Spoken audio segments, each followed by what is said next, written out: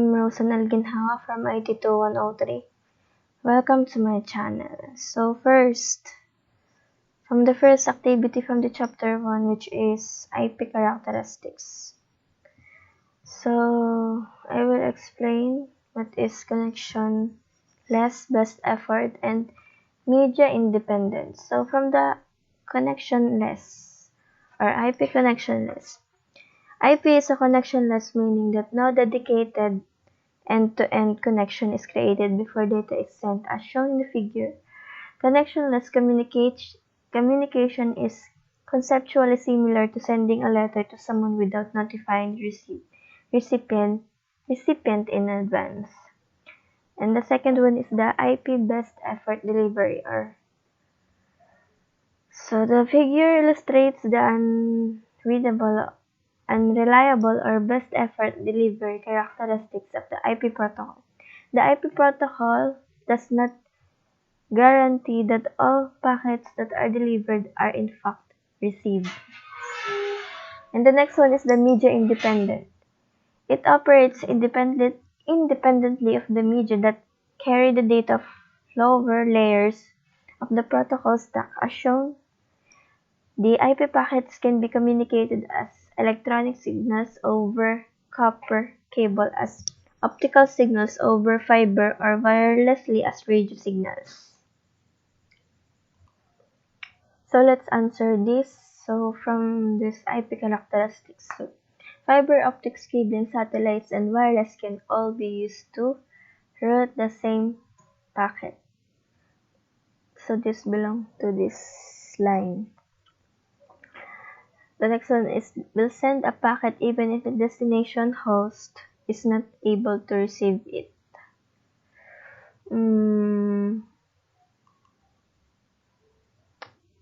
From the connectionless. The second one is does not guarantee that the packet will be delivered fully without errors. From the best effort. No contract is made with destination host before sending a packet. From the connectionless. And the last one is packet delivery is not guaranteed. From the best effort. So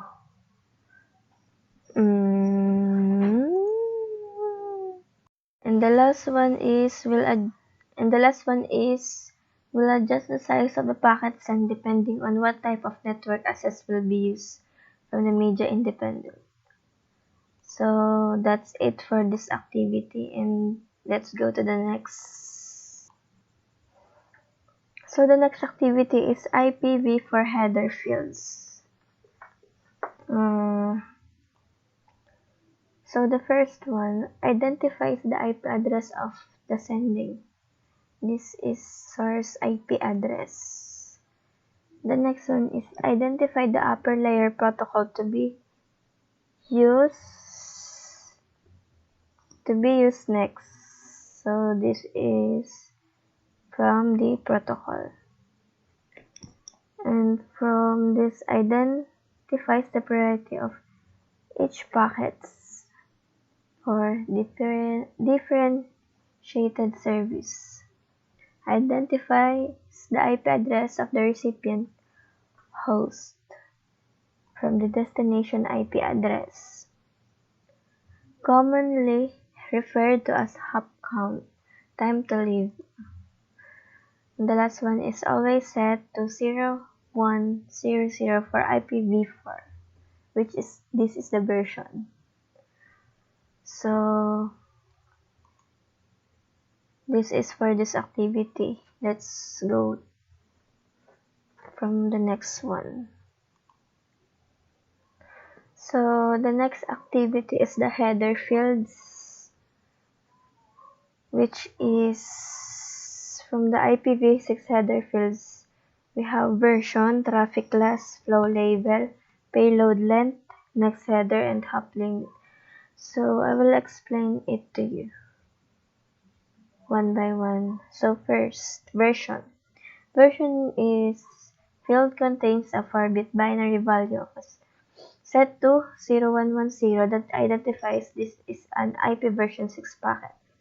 from the traffic class, which is this 8-bit field is equivalent to the IPv4 differentiated service or DS field. The third one is the flow label that has 20-bit field suggests that all packets with the same flow level receive the same type of handling by routers. The fourth one is the payload length, which is this have a 16-bit field indicates the length of the data portion or payload of the IPv6 packet. The next one is the next header, which is this have 8-bit field is equivalent to the IPv4 protocol field. It indicates the data payload type that the packet is carrying and enabling the network layer to pass the data to the appropriate upper layer protocol. The last one is the hop limit, which is hop limit have a 8-bit field replaces the IPv4 TTL field. This value is decremented by a value of 1 by each router that forwards the packet. When the counter reaches 0, the packet is discarded and an ICMPv6 time exceeded message is forwarded to the sending host, indicating the packet did not reach its destination because the hop limit was exceeded. So let's start to answer this activity. So from the IP header description, to suggest that all packets receive the same type of handling by IPv6 routers, so this is for the flow label. And when this value reaches 0, the sender is notified that the packet was not delivered from the hop limit. And the IPv6 header description identifies the size of the data portion of the packet from the payload length. Is always set to 0110. This is the version. Identifies the application type to the upper layer protocol, which is this is the next header.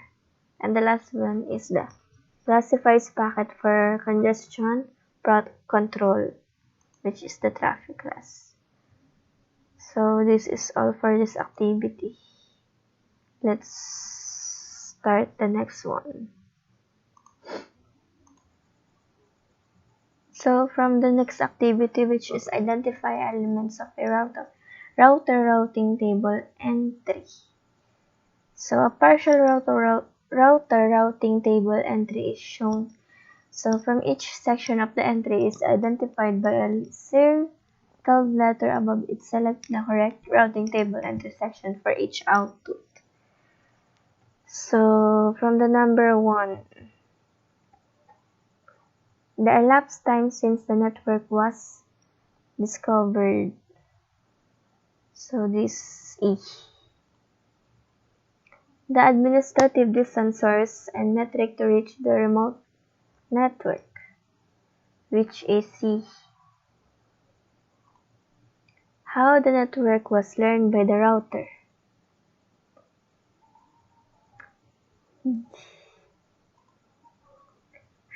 Shows the destination network, which is B, or 192.168.1.0 224.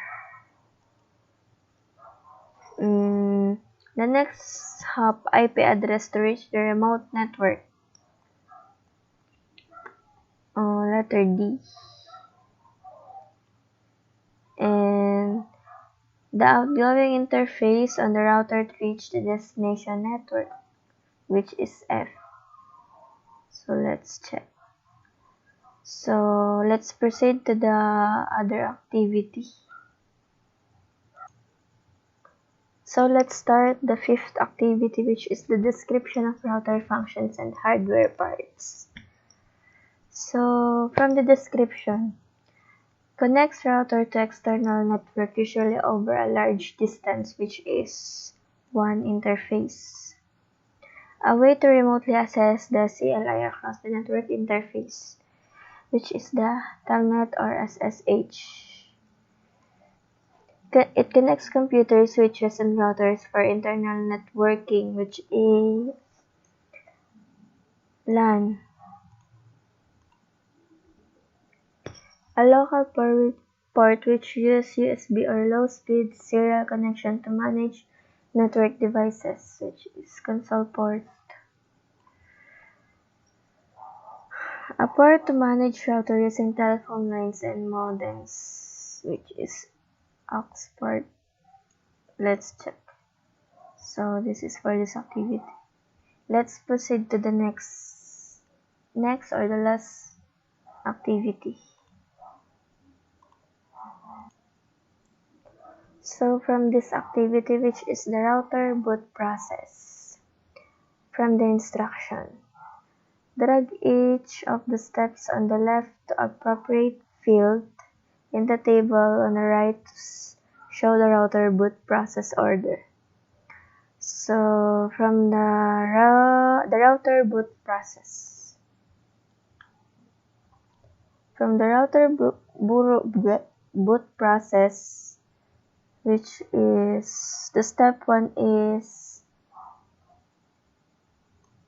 perform post or hardware check performed by built-in a ROM chip. From step 2 is the load boost strap or copied from ROM to RAM locates the IOS. From step 3, which is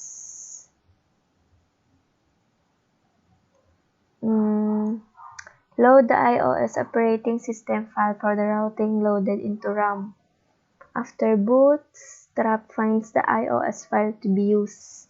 And the last step is the load the configuration file from flash and VRAM, a TFTP server, or go into setup mode to create a configuration file. So that's all for this chapter 6. Thank you for watching.